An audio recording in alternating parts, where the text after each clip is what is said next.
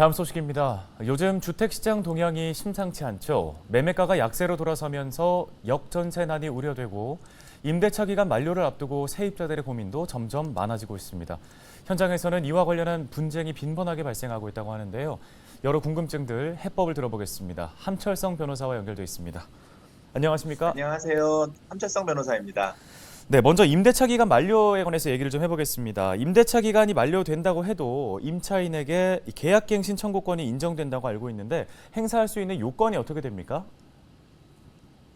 현행법상 계약갱신 요구권은 임차인이 희망하는 경우 1회 계약갱신을 청구할 수 있는 권리로 2020년 12월 10일 이전에 체결된 계약의 경우 임차인은 임대차 기간이 끝나기 6개월 전부터 1개월 전까지 기간에 계약갱신 요구권을 행사할 수 있습니다.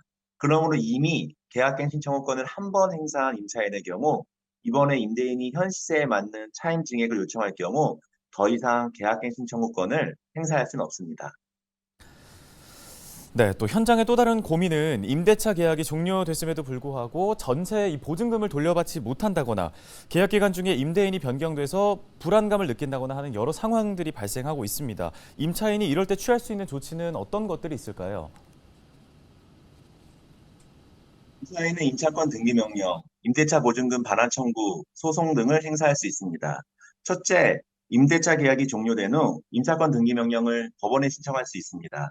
임차권 등기 명령은 임차인에게 임차 목적물의 점유를 상실하더라도 대항력 및 우선 변제권을 유지하게 하는 제도입니다. 즉, 임대차 기간이 만료되었는데도 불구하고 임차인이 보증금을 받지 못해 이사를 가지 못하는 경우 임차인은 보증금을 안전하게 받기 위해서 임차권 등기 명령을 반드시 설정하시기 바랍니다. 둘째, 임차권 등기 명령 후 내용 증명을 보낼 수 있습니다. 그런데도 임대인이 보증금을 돌려주지 않는다면 법원에 임대차 보증금 반환 청구 소송을 제기할 수 있습니다. 이 경우 법원에 소장을 제출해야 하는데 임대차 계약을 체결하고 보증금을 지급한 사실, 임대차가 종료한 사실 등 요건 사실을 기재해야 합니다. 법원에 소장 제출 후 한두 차례 변론기를 거쳐 판결이 나오게 됩니다. 그 판결을 가지고 임대인에게 강제 집행 등을 행사할 수 있습니다. 셋째, 보증금 완화 채권을 피보존 채권으로 하여 임대인의 재산을 사전에 가압류하여 임대인을 압박하는 것도 효과적인 방법이 될 수 있습니다. 네, 최근에 전세 물량은 쏟아지고 있는데 세입자를 구하지 못하는 역전세난이 곳곳에서 벌어지고 있습니다. 임차인으로서는 여러 물건을 비교해서 선택을 할 수도 있지만 또 한편으로는 시장에서 좀 형편이 어려워진 집주인들로 인해서 오히려 피해가 발생할 수도 있는 상황이라서 주의가 필요해 보이는데 임차인들이 좀 꼭 기억해야 할 부분들 어떤 것들이 있을까요? 임차인이 임대차 계약 기간 만료를 앞두고 더 이상 임대차 계약 갱신을 원하지 않을 경우 임대차 기간이 끝나기 2개월 전까지 계약 갱신을 원하지 않는다는 뜻을 분명히 내용 증명으로 임대인에게 보내시기 바랍니다. 왜냐하면 주택임대차보호법에 따르면 아무런 통지를 하지 않을 경우 묵시의 갱신이 인정될 여지가 있기 때문입니다.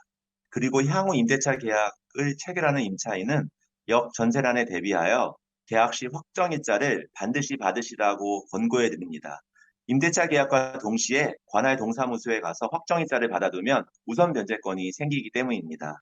그럼에도 불안하시다면 주택도시보증공사에 전세보증금 반환보증보험을 일정 비용을 지급하더라도 가입하시라고 추천해 드립니다.